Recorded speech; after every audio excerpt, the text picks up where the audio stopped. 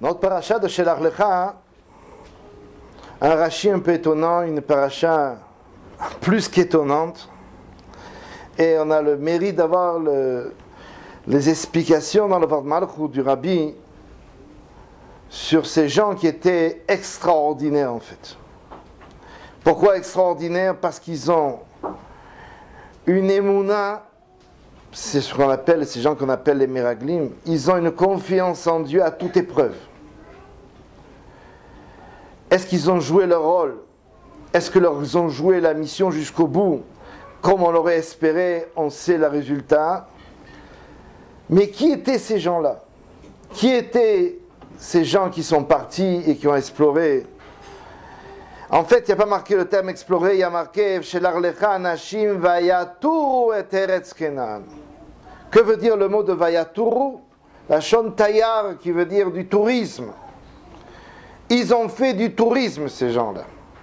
Ça veut dire quoi? Ça veut dire qu'on a deux possibilités de vérifier un pays. Soit on vient en touriste, soit alors on vient en espion. Et comment on fait la différence entre un espion, de l'espionnage et du tourisme? C'est que l'espion va se cacher, c'est que l'espion va se déguiser, c'est que l'espion va essayer de passer inaperçu. Tandis que quand on fait du tourisme, on est là dans notre car, et quand on descend du car avec notre petit chapeau, avec nos appareils de photo, et on fait du bruit, et on se fait remarquer, et nous tous on prend des photos, et etc., etc. Les Meraglim ici, ils n'ont pas joué le jeu des espions. Ils marchaient tous ensemble. Ils étaient ensemble, il y a marqué Vayaturu. Vayaturu qui veut dire la tour, qui veut dire se promener, visiter. Pourquoi ils avaient une tellement grande confiance en Dieu? Parce qu'ils savaient que cette terre d'Israël appartient au peuple juif. Et que même s'ils ne s'y trouvaient pas encore, puisqu'Akadosh Baruch Hu a promis à Abraham, Yitzhak et Yaakov, et à leurs descendants cette terre, alors c'était à eux. Et puisque c'est à nous, on risque rien. Et voici que les gens de Canaan sont là, et on sait qu'il va y avoir des guerres plus tard. Et donc ces gens-là se sont promenés comme des touristes. Donc on voit comme c'était des gens extraordinaires, qui avaient une confiance en Dieu à toute épreuve. Et cette confiance qu'on avait appelée en hébreu le bitachon, va entraîner que rien ne leur arrive. Ça veut dire que même quand ils arrivaient dans des villes où ils auraient pu être mis en danger, de la part d'Akadosh Baruch Hu, Akadosh Baruch Hu immédiatement il faisait que dans cette même contrée il y a eu des morts et les gens enterraient leurs morts. Et donc on s'aperçoit que c'est des gens extraordinaires. Plus tard il y a un passouk un peu curieux qui nous dit voici les noms, on a cité tous les noms de tous les gens qui ont servi, qui sont partis. Vaikra Moshe leOshea binun Yehoshua. Et voici que Moshe, lui, il a appelé Oshea binun, qui sera le futur Josué, Oshea, qui est le fils de Nun, Binun, il a appelé Yehoshua. Et on sait que le Yud en hébreu fait le J en français, Yehoshua qui fait Josué. Et avant, comment il s'appelait? Oshea. Sans le Yud. Rashi nous explique, Vaikra Moshe le Oshea, itpalel alav. Moshe Rabbeinu a prié pour Josué, itpalel alav. Qu'est-ce qu'il a prié? Ya Yoshiacha mi'atzat meraglim. Que Akadosh Baruch Hu te délivre, te sauve de Etzat meraglim, du conseil des meraglim. La question que tout le monde va poser, s'il fallait prier pour Yoshua, c'est que Yoshua n'est pas à la hauteur. Mais s'il faut prier pour Yoshua qu'il soit protégé du conseil des Meraglim et Tzat Meraglim, ça veut dire que les Meraglim ne sont pas à la hauteur. Ça veut dire que les Meraglim ne sont pas, c'est pas eux qu'il faut envoyer. c'est qu'ils ont des problèmes, ces gens-là. Oh, on vient de voir que c'est des gens absolument extraordinaires. Alors, pour comprendre cette question, le Rabbi, qui explique le Rashi dans ses sikhot, d'une manière tellement extraordinaire, il va nous faire remarquer quel était le problème ici. D'abord, il faut savoir que ce n'est pas la première fois qu'on appelle Yehoshua. Ce n'est pas la première fois qu'on a appelé Josué.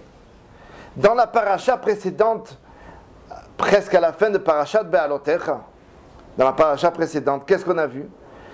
Que après avoir nommé les 70 hommes parmi les 70, il y en avait 2 par leur modestie qui n'ont pas voulu se faire compter. Parmi les 70 grands du peuple, 2 n'ont pas voulu se faire compter pour ne pas faire de la honte à leurs camarades. Et on dit que ces 2 ont reçu la névoie. Et là-bas, quand on vient raconter que ces 2 hommes ont reçu la névoie, on parle de Yehoshua avec un Yud. Et donc quoi?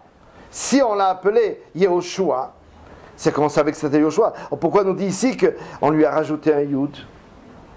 Pour nous dire que Akadosh Baruch Hu Ya Yoshiacha Metzata Meraglim. La réponse est la suivante.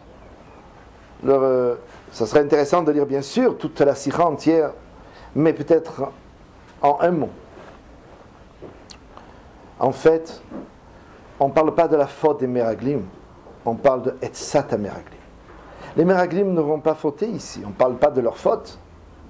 Parce que si on parle de faute, alors oui, ce seraient des gens qui ne sont pas bien, mais on ne parle pas de la faute, on parle de Etzat, du conseil de Meraglim.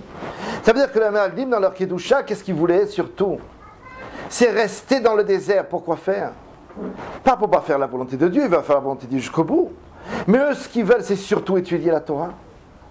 Eux, ce qu'ils veulent, c'est surtout être des gens qui vont avancer et remplir leur esprit de Torah et de connaissance de Dieu. Or, Yehoshua, qui sera le futur guide en Israël, il ne doit pas être comme eux. Parce que le propre d'un chef en Israël, c'est de s'occuper aussi de ce monde-ci, d'avoir le souci de chaque chose dans ce monde, et de comprendre ce monde, et non pas d'essayer de s'écarter, comme on expliquera dans la Chassidoute, ce qu'on appelle le Ratso, d'aller vers Dieu, de retrouver Dieu, de rechercher Dieu, et de rester là-haut. On va demander, Chauve, reviens sur cette terre. Cette volonté, ce balancement de chaque juif, où on a tendance à monter vers le ciel, et là où on nous dit redescends sur terre. Ratso veshov. Si tu n'es que Ratso, tu ne peux pas être un chef en Israël. Et c'est pour ça qu'il a prié pour lui. Parce que ces Meraglim, ces grands hommes, qu'est-ce qu'ils avaient de particulier? Ils avaient un amour de la Torah qui était infini. Un amour qu'on ne peut même pas comprendre. Et ils ont réussi à aimer Dieu de cette manière. Mais c'est pas ce que Dieu voulait. Parce que Dieu veut qu'on rentre dans cette terre. Il veut qu'on vive dans cette terre. Et que l'on puisse faire résider la Shrina, ça veut dire la volonté de Dieu dans cette terre. Et par quoi? Bien sûr, par les 613 commandements, par les mitzvot. Et donc c'est normal que cette paracha va se terminer avec le souvenir des 613 commandements avec la mitzvah de Tzitzit. Elle commence avec la volonté, et Meraglim, de vouloir vivre dans ce pays, et elle se terminera avec la mitzvah de Tzitzit, qui annonce la venue de Mashiach, où le Mashiach, lui, il est Metzitz ben Harakim. Il regarde, Metzitz, ça veut dire regarder par le treillis. Et donc très vite, ce Mashiach qui ne fait que nous regarder, passe devant de la scène, au devant de la scène, et qu'à ce moment-là, nous aussi, on puisse le voir pour de vrai. Avec le Beth HaMikdash reconstruit, Yehi Adonenu, Morenu Verabenu, Melech HaMashiach Leolam Vaed.